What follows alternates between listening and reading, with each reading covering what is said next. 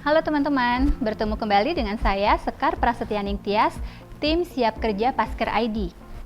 Pada video kali ini kita akan membahas tentang perjanjian kerja waktu tidak tertentu atau yang disebut sebagai PKWTT. Video ini akan berisi tentang definisi PKWTT, isi PKWTT, syarat menjadi PKWTT, serta upah dan jangka waktu dari PKWTT. Nah, sekarang teman-teman kita akan mempelajari terlebih dahulu terkait definisi PKWTT. PKWTT adalah suatu kondisi di mana pekerjanya sering disebut sebagai pekerja tetap.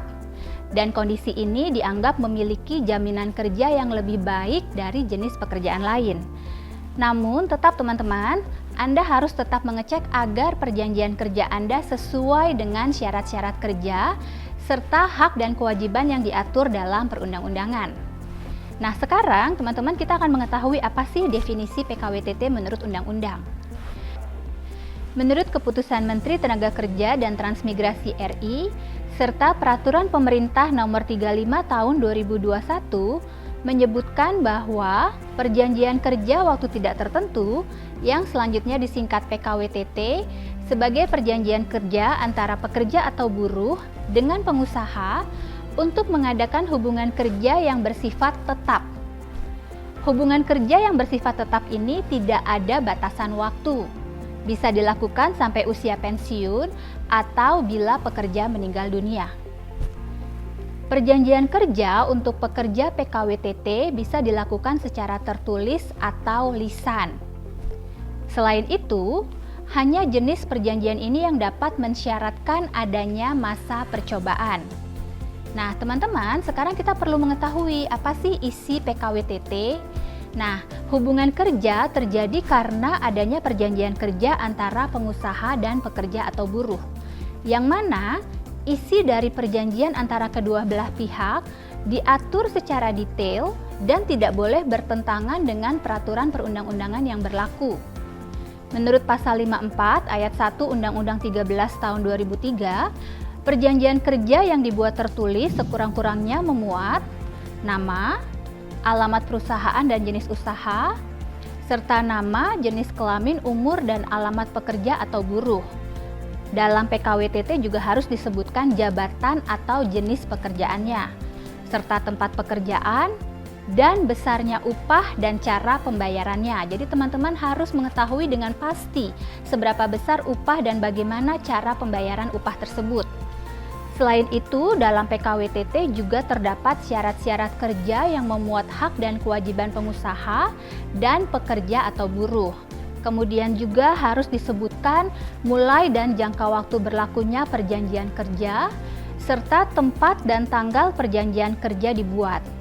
Kemudian harus ada tanda tangan para pihak dalam perjanjian kerja. Selain itu, ketentuan dalam perjanjian kerja juga tidak boleh bertentangan dengan peraturan perusahaan dan perjanjian kerja bersama yang berlaku di perusahaan. Dapat pula ditambahkan dengan ketentuan yang telah ada dalam peraturan perusahaan dan perjanjian kerja bersama tersebut yang dianggap penting untuk masuk dalam perjanjian kerja. Misalnya, peraturan pakaian kerja, kemudian peraturan-peraturan lain sesuai dengan industri kerja masing-masing. Mengenai hal ini tidak diatur secara khusus dalam aturan perundang-undangan. Pasal 3 Peraturan Pemerintah 35 Tahun 2021 hanya menegaskan agar PKWTT dilaksanakan sesuai dengan ketentuan peraturan perundang-undangan. Dalam prakteknya, teman-teman pekerja dengan status PKWTT akan melakukan perjanjian kontrak kerja dengan perusahaan dengan memberlakukan masa percobaan. Untuk jangka waktu masa percobaan yang boleh dikenakan adalah maksimal selama 3 bulan. Jika perusahaan memutuskan untuk menetapkan pekerja dalam masa percobaan sebagai pekerja tetap, maka perusahaan wajib memperbaharui kontrak kerja tersebut.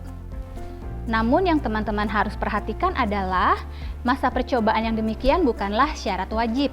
Jadi ada perusahaan yang memang tidak mengenakan masa percobaan. Jadi, dalam aturan perundang-undangan, syarat masa percobaan tersebut dapat dilakukan. Artinya, perusahaan dapat langsung membuat PKWTT dengan pekerjanya tanpa melalui masa percobaan tersebut. Nah, setelah kita memahami definisinya, sekarang kita harus mengetahui bahwa ada aturan tertentu terkait upah saat kita melalui PKWTT. Dalam pasal 60 ayat 2 Undang-Undang 13 tahun 2003 menegaskan larangan membayar upah di bawah ketentuan upah minimum yang berlaku bagi pekerja dalam masa percobaan kerja. Jadi teman-teman yang saat ini sedang dalam masa percobaan bisa dicek lagi apabila gajinya di bawah peraturan upah minimum. Nah, kemudian teman-teman kita juga harus mengetahui jangka waktu PKWTT, di mana PKWTT merupakan perjanjian kerja yang mengikat hubungan kerja yang bersifat tetap dan tidak ada batasan waktu pada perjanjian kerja jenis ini. Jadi bisa saja teman-teman bekerja sampai mencapai usia pensiun atau bila pekerja meninggal dunia.